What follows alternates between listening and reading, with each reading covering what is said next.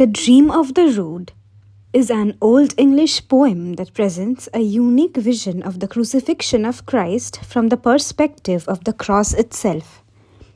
Referred to as the Rood, it is one of the earliest and most significant works in English literature, showcasing themes of sacrifice, redemption, and the intertwining of Christian and heroic ideals. Here's an analysis of the poem's themes, structure, and literary devices. The poem begins with a dream vision in which the speaker sees the rood, the cross on which the Christ was crucified.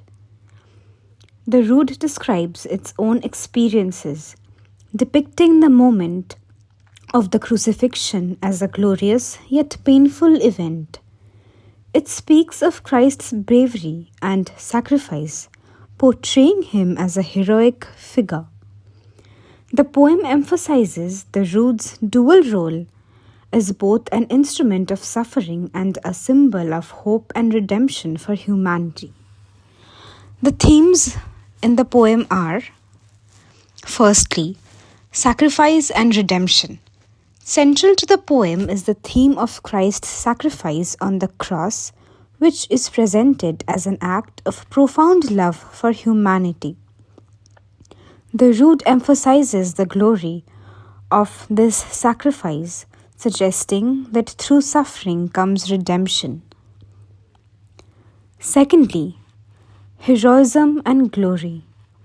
The rood portrays Christ as a heroic figure who confronts death bravely.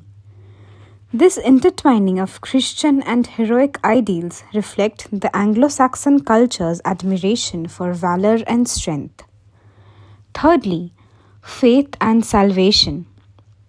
The poem encourages a deep faith in Christ and the promise of salvation.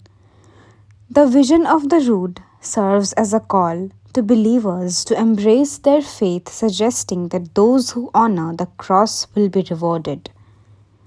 Fourthly, duality of suffering and joy.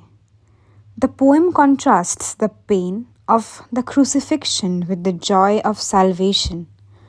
The rood experiences anguish in witnessing Christ's suffering, but also expresses hope in the eventual triumph over death.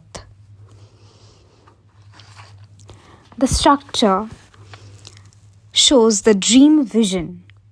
The poem is structured as a dream vision, a common literary form in medieval literature. The dreamer's experiences serves as a frame for the larger narrative, allowing for a blend of personal and collective themes.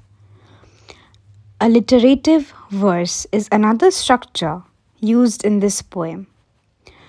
The poem employs alliteration, a hallmark of Old English poetry where consonant sounds are repeated in stressed syllables. This stylish choice enhances the musicality and rhythm of the text. The literary devices used in the poem are firstly, personification. The rood is personified, giving it the ability to speak and express emotions. This device allows readers to connect more deeply with the cross as a character in the story. Secondly, its imagery. The poem is rich in vivid imagery, particularly in its description of the crucifixion and the emotions surrounding it. The imagery evolves and evokes a powerful emotional response from the reader. Thirdly, its symbolism.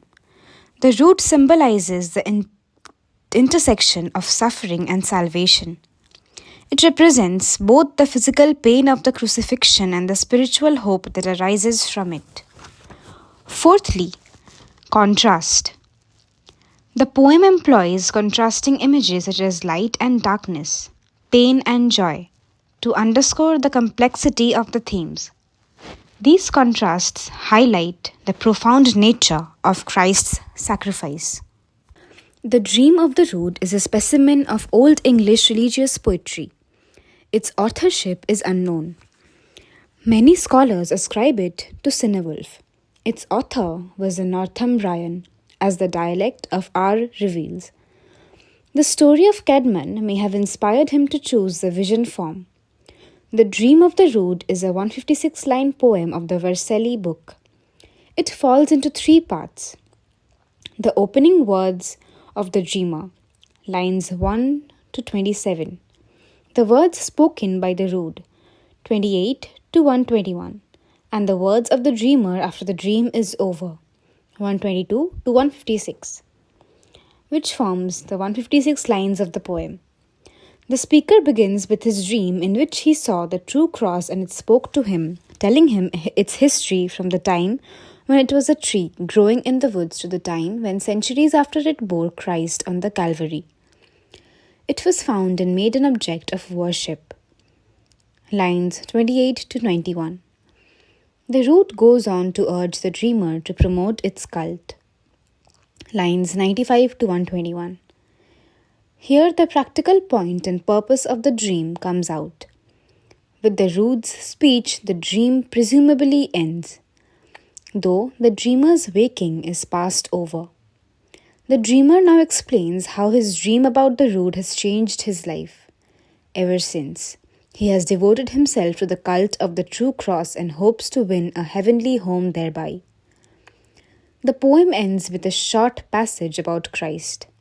Lines 146 to 156. May the Lord be a friend to me, he who. In this passage, Christ's passion, death, harrowing of hell, and ascension are touched upon. This ending takes place of the lines in praise of God, with which so many devotional poems end. The Dream of the Rood is regarded as the greatest of Old English poems because of its unusual lyric tenderness, imagination, and piety. It is the earliest dream vision in English literature. This is all about the summary of the poem. I'll see you in the next video where I'll explain you the 156 lines of the poem. Thank you.